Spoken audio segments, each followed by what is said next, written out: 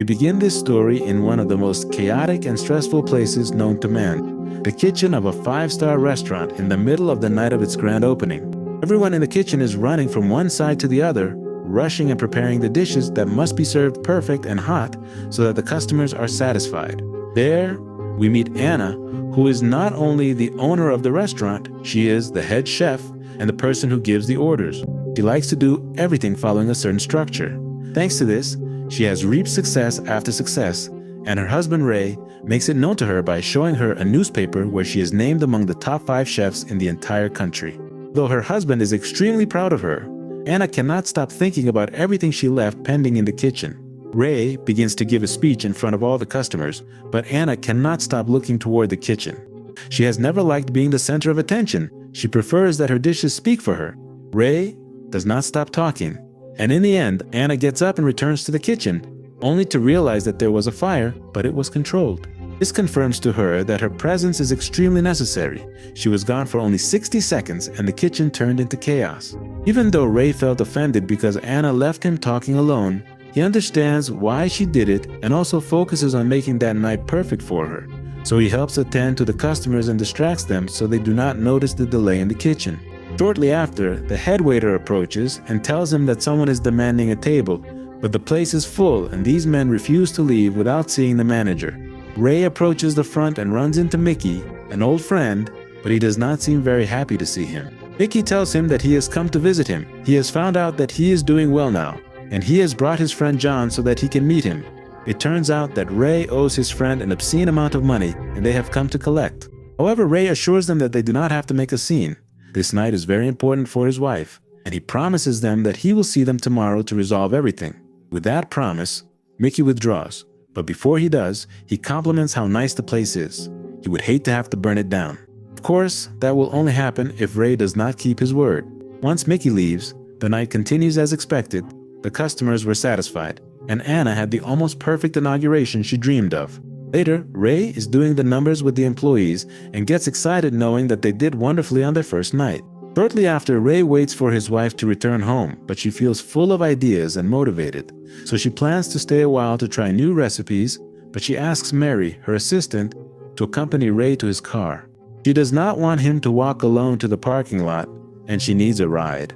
Anna fully trusts her husband, who walks with Mary without problems to his car, but there he finds himself once again with Mickey, who tells him that it is already the next day and he wants his money. Ray tries to get some more time. By tomorrow, he did not mean exactly at 12 at night. He promises Mickey that he will pay him everything. However, Mickey is not in the mood to grant extensions. While the argument escalates, Mary feels uncomfortable and tries to leave, but John takes out his gun and puts a bullet in her head. This is just a sign of what will happen to each of his employees and his wife if Ray does not get the money quickly. He finally confesses that he does not have it, and Mickey sends his men to burn down the restaurant. John takes several canisters with gasoline and heads to the establishment, where he looks surprised to see a stove turned on, but quickly ignores it and begins to throw the gasoline everywhere. Suddenly, the lights go out and Anna attacks them with a frying pan. Her way of fighting is extraordinary, and it is here that we find out that she has a dangerous past. She was a member of the KGB, or rather, of the Russian intelligence. Years ago, she left that life and focused on her other passion, cooking, since she was in search of a more normal and pleasant life. After dragging the bodies of John and the other one into the freezer, she takes her phone and calls Ray. However, it is Mickey who answers.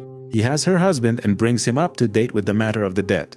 Mickey is convinced that his men have accomplished their goal, but Anna tells him that he will have to look for more henchmen because she just killed 2. Surprised, Mickey lets himself get carried away by the conversation and takes his eyes off Ray, who takes the opportunity to flee and return to the restaurant.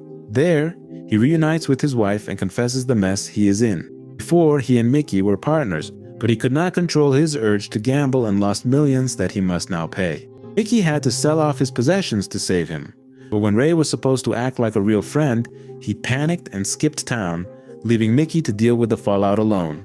Now Mickey is back, and he wants his money, or Ray's life if he does not get it. At that moment, Anna walks toward the refrigerator and pulls a machine gun out of a potato basket, while she confesses her past in the KGB to her husband. Looking absolutely shocked, Ray is left speechless and still has the gall to call out his wife for keeping a secret like that hidden from him this whole time. For the sake of their relationship, Anna pretends she did not hear this stupidity and orders him to tell her everything he knows about how Mickey's organization works.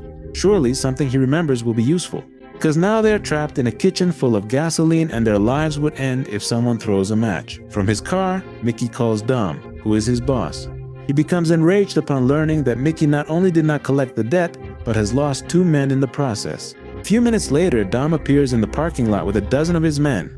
Then he calls Ray and tells him to come out to negotiate.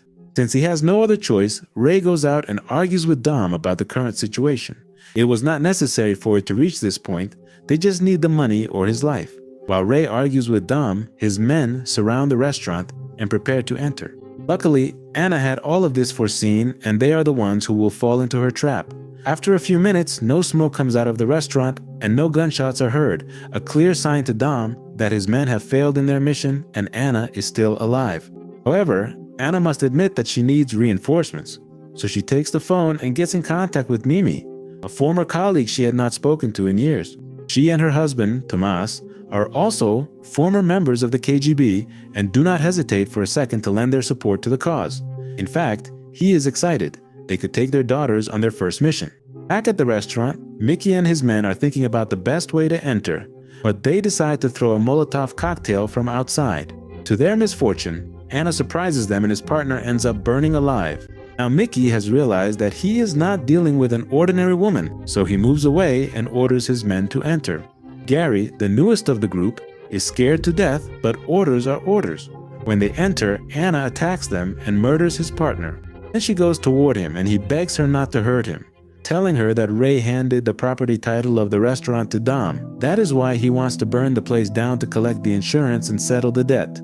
Anna feels extremely betrayed by her husband, but she does not plan to let these thugs take away what it cost her so much to achieve. After putting Gary's hand in the deep fryer, he tells her how many men are left and how they are distributed. There, Anna finds out why the police have not appeared. Dom puts several men to guard the perimeter. They have disguised themselves as workers and divert all the cars that approach.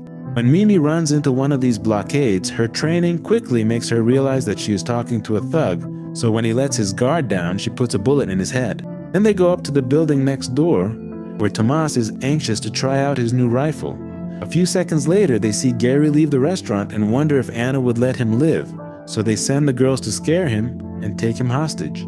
Following this, Mimi interrogates him, and since he is a coward, Gary tells them everything and points out the place where Dom is hiding. Meanwhile, Dom is calling in his toughest men, but first he decides to give Ray a chance to persuade his wife to finally surrender and let the restaurant burn to the ground for good. No one else should die. He will collect the insurance and they will never have to see him again. Ray enters the restaurant and talks to his wife, who does not want to see him at this moment, but Ray apologizes and tells her that everything happened before he met her. He also had a secret life, only it was not as tactical as hers. He got into trouble with the wrong people and now that life has caught up with him. He did not wish for anyone to be hurt, but here they are, and he is willing to give his life to defend his wife's dream. So he tells Dom to go to hell and prepares to fight alongside Anna. A few minutes later, Dom's men arrive, led by Rona. These do not look like common thugs. They are a full-fledged team with tactical gear. After settling the payment with Dom, they enter the restaurant and realize that the electricity has been cut, the place is flooded, and one of his men gets electrocuted upon touching the water. Just after, the microwave explodes, and with the explosion, Anna finds her opportunity, shooting at the mercenaries from a safe place. The fight moves to the bar, where bullets fly, and Ray does everything possible to provide support to his wife, but he receives a bullet in the leg. The couple looks at each other intently for a few seconds. They are at a disadvantage and they no longer have bullets. Anna could escape, but she does not want to leave Ray. When everything seems like it will end and they will be murdered, a rain of bullets enters through the windows and the mercenaries die one by one. Then Mimi enters with her daughters and clears the place, saving Anna and her husband from certain death. Now that they are safe, Anna thanks Mimi, but she looks at her with anger. Then she reminds her of a mission from 6 years ago and tells her that they have not settled that matter yet. Turns out that Anna abandoned Mimi when they were partners, and she still feels betrayed. So before Ray can get up, Mimi attacks Anna and the fight begins. Both women are beautiful, so it is a fight worth seeing. In the end, the girls give each other a real beating. Mimi puts a gun to Anna's head and demands a free weekly dinner at her restaurant for the rest of her life, and Anna agrees, putting an end to the conflict between old friends and partners. A few minutes later, we see one of the wounded mercenaries exit the restaurant.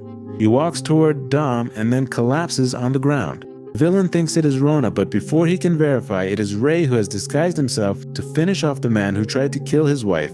And when Mickey realizes it, he flees, but Anna surprises him and eliminates him. The couple returns to the restaurant, where they have a glass of champagne to celebrate the success of their first night at the restaurant, even though everything around them is completely destroyed and has bullet holes. And that is how this great movie ends. Subscribe, turn on notifications, and thanks for watching.